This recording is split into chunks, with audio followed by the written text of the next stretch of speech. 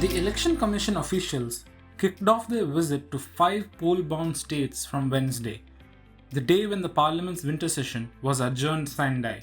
The EC visit is usually a precursor to the announcement of the poll schedule, which experts believe may be out early January. Meanwhile, as the session was in progress, farmer unions had intensified their stir against the farm laws. Most protesters sitting at the Delhi borders came from Punjab or western Uttar Pradesh, the 2 poll-bound states. And the bank unions were too up in arms against the proposed Banking Laws Amendment Bill 2021, which sought to privatize 2 public sector banks. Fearing for their jobs, lakhs of government bank employees observed a 2-day nationwide strike recently against the privatization bid. So did the government choose a populist path when it introduced the scrapping of pro-reform agriculture laws and didn't table the Banking Laws Amendment Bill 2021? Experts believe so.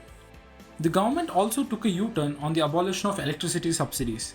It has decided to withdraw the proposal from Draft Electricity Bill 2020, deviating from its plan to introduce direct benefit transfer in the electricity sector.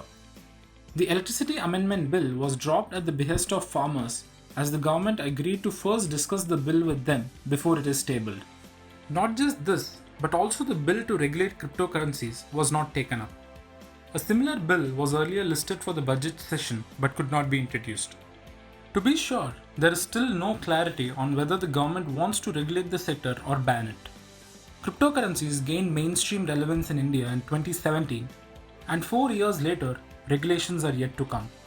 Another year has gone by with the Indian crypto sector still living with uncertainty. At the same time, the Election Laws Amendment Bill 2021, which enables the linking of electoral roll data with Aadhaar, was pushed through the parliament despite the bill not being listed in the initial business agenda. The actions raise questions on the government's immediate priorities despite its stated intent on economic reforms. The privatization of 2 public sector banks is unlikely to happen in the current year. Finance Minister Nirmala Sitharaman had announced in this year's budget that the government will take up this exercise. While it is not an easy task for the government, postponing it is unlikely to help. Business Standard's political editor Aditi Fadnas shares her takeaways on the winter session. So many bills were expected to be passed in the winter session. The most important and the most contentious one among them was the Electricity Amendment Act bill, which was going to put in place a whole lot of reforms in the power sector. Even the supplementary demand for grants was not properly discussed. The appropriation bill was not properly discussed because the house couldn't run, the upper house couldn't run, and the sad thing is that it will now deemed to be passed because the Rajya Sabha does not have the right to reject financial bills. The other bills which were expected to come up were the data protection law, the cryptocurrency bill. We actually have no idea what the cryptocurrency bill contains, and whether it's going to be referred to a standing committee, it's going to be referred to a select committee, we really don't know. So the winter session on the whole, from the financial business point of view, was, it was a write-off. The 18-day winter session of Parliament was also one of the least productive. Chakshu Roy, head of outreach at PRS Legislative, also gave us his views. I think it's not a question of the government dragging its feet, but it's more of a question of how does the government plan its legislative agenda.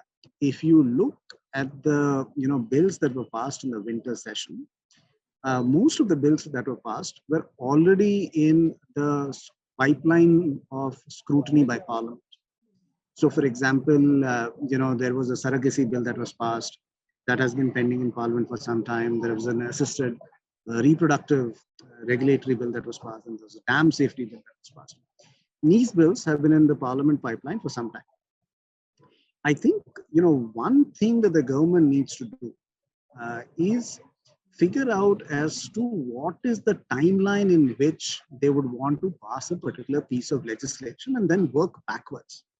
So, for example, another bill that was listed, during the session was an amendment to the insolvency code, which potentially would have dealt with cross-border insolvency.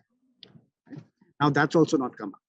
So, I think the need for government to budget in time for externalities and then work backwards and say as to this is what we want to pass and this is the timeline that we want to pass it in, then that would be helpful in getting a little more certainty about government's legislative priorities. Now, the fate of these key pro-reform bills is hanging in the balance. With the budget session just over a month away, we can once again expect these bills to grab the headlines. With reform bills piling up, it is high time the government turned decisive and stopped dragging its feet for yet another year. If you like this video, share it and subscribe to Business Standard. For more news, views and insights, log on to www.business-standard.com. Do also follow us on YouTube, Twitter, Facebook, Instagram, Telegram and LinkedIn.